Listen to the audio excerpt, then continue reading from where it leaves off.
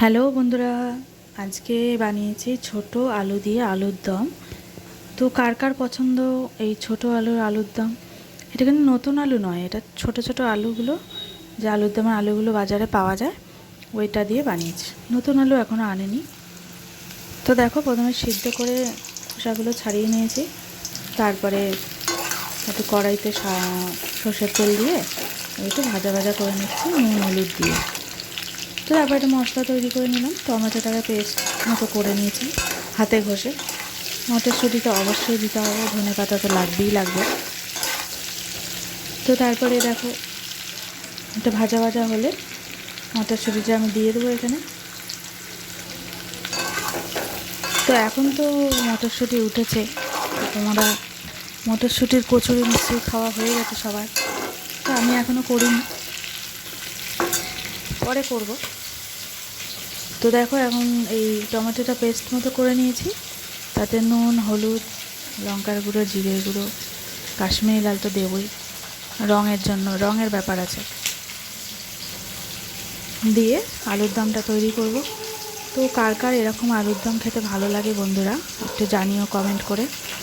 আর কী দিয়ে খাবে তোমরা, কী দিয়ে খেতে চাও? এই আলুর দম দিয়ে আমার মনে হয় সব রকম সব কিছু দিয়েই ভালো লাগে। ভাত দিয়েও ভালো লাগবে, সাদা রুটি হলে তো আরও ভালো লাগবে, রুমালি রুটিও ভালো লাগবে, পরোটা লুচি যা দিয়ে বানাও। তো এরকম একটা সিম্পলভাবে বানিয়ে ফেলো আলুর দম।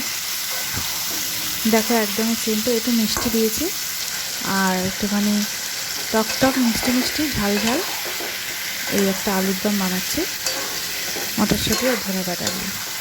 তো কেমন লাগলো তোমাদের বন্ধুরা একটুখানি কমেন্ট করে জানাবে, ঠিক আছে?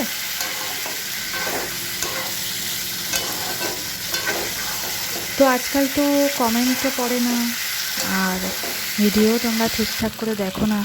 একটু পুরো ভিডিওটা দেখো বন্ধুরা, দেখলে তোমাদেরও ভালো হবে, আমারও ভালো হবে।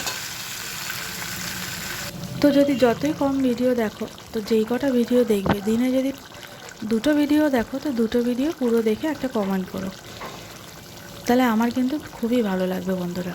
আমার ভিডিওটা অন্তত তোমরা একটু পুরোটা দেখো।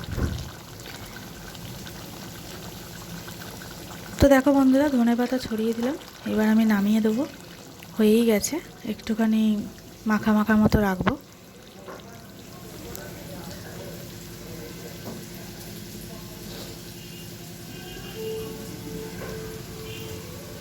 তো দেখো কালার কেমন হয়েছে, ঠিকঠাক আছে তো?